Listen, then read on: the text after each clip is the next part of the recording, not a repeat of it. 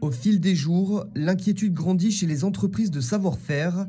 La faible fréquentation touristique et les mesures gouvernementales impactent les grandes maisons françaises indépendantes.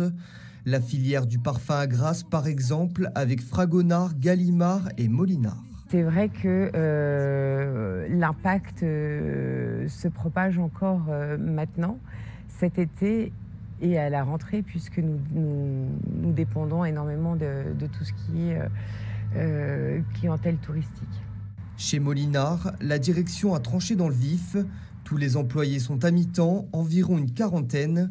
Des choix qui s'expliquent par la faible activité du groupe qui enregistre pour le mois de juin une perte de 80% de chiffre d'affaires. On a une histoire, on n'a pas de groupe autour qui nous soutiennent, donc c'est vrai qu'on est familial.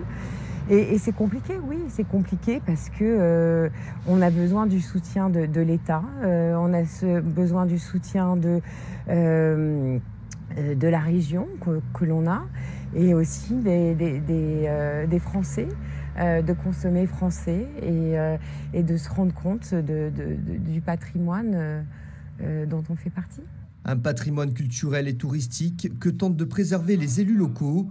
Avec près de 70% de pertes pour les filières touristiques de savoir-faire, David Lisnard, maire de Cannes, président du CTR Côte d'Azur France, et Jérôme Viau, maire de Grasse, en appellent à la responsabilité de l'État. Nous avons porté ici un message, j'espère qu'il sera entendu à Paris, dans l'ouverture et ces débats qui commenceront le 29 juin prochain.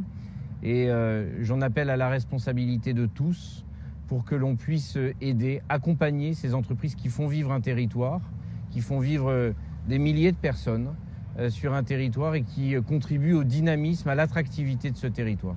L'association Entreprises et Découvertes, qui regroupe plusieurs sociétés locales, a proposé des solutions pour protéger les entreprises de tourisme de savoir-faire. Nous avons la crainte de ne pas pouvoir bénéficier, enfin nous le savons maintenant, de ne pas pouvoir bénéficier des mesures de chômage partiel qui est donné au monde du tourisme. Parce que nous avons des filières qui sont l'industrie chimique, l'industrie du verre ou l'industrie de la confiserie.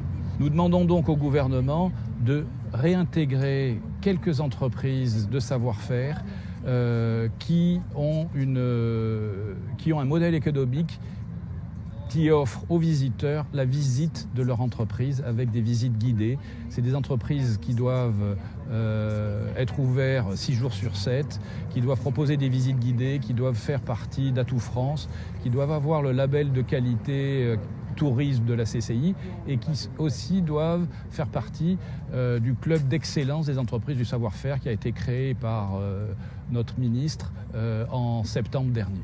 En attendant d'éventuelles réponses et aides du gouvernement, le secteur ne devrait pas redresser la barre de sitôt.